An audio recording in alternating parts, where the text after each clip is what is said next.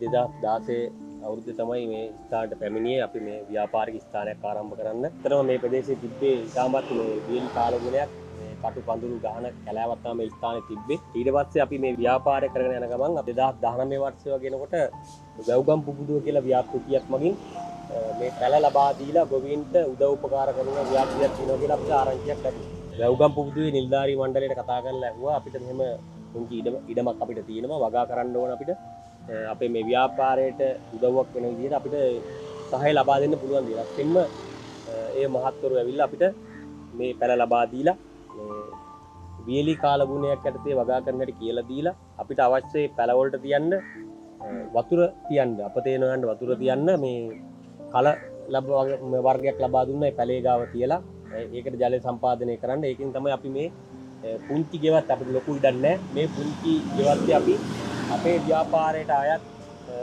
හැම දෙයක්ම අපි මේකෙන් නිෂ්පාදනය කරගන්න විදිහට අපි මේ වැඩසටහන කරගෙන අපි අපේ දරුවන්ට ගොඩාක් කොළඹ ඉඳලා එනකොට මහත්තුරු එහෙම කැමති කොළ වර්ග බෙහෙත් හේත් නැතුව මේ වගේ කාබනික දේවල් එයාලා ගොඩාක් කැමති පළතුරු වලට එහෙම කැමති ඒවයින් ගොඩාක් අපි වාසි ගන්නවා අපේ ව්‍යාපාරයට අපි හරියක් කරන්නේ කෑම වලට මේ වගේ දේවල් එකතු කරපුවාම ගොඩාක් දේවල් කැමති අපිට මේ ගෙවත්ෙන් අපිට සෑහෙන ප්‍රයෝජනයක් වෙනවා. ඒ කියන්නේ වැව්ගම් පුබුදුව වගේ ව්‍යාපෘතියක් තිබුණ නැත්නම් අපිට මේ වගේ දෙයක් අපිට කරන්න සිද්ධ වෙන්නේ නැහැ. මොකද අපිට අවශ්‍ය තාක්ෂණේ ඒ දැනුම විශේෂයෙන්ම කියන්නට ඕනේ මේ පැල වර්ග මේ අපේ වෙළඳ පොලේ එන ඒ අධික මිලක්.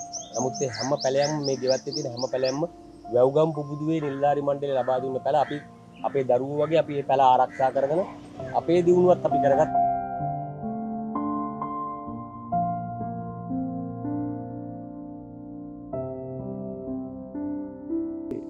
මේ අතරම මේ ඩෙවලොප් කරලා තියෙන්නේ ස්මෝල් ස්කේල් හෝම් ගාඩන් එකක්. මේක අක්කර කාලක වපසරියක් තුල තමයි අපි මේක ඩෙවලොප් කරලා තියෙන්නේ.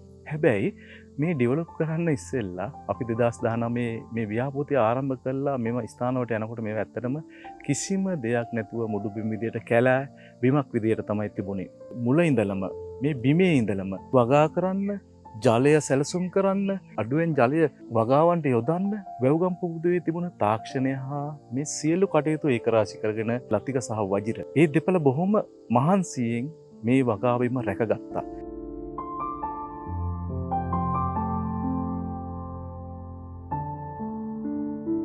ඇත්තටම අපි ප්‍රකාශ කරන්නට ඕනේ මේ වගා කරන්න තියා මේ මිනිස්සුන්ට පය ගහන්න බැදුව මේ බුදු ඉඩමක් කොළ පැහැ දිස්සන වගා බිමක් වගේ කරගන්නට අපිට හැකියාව ලැබුණා.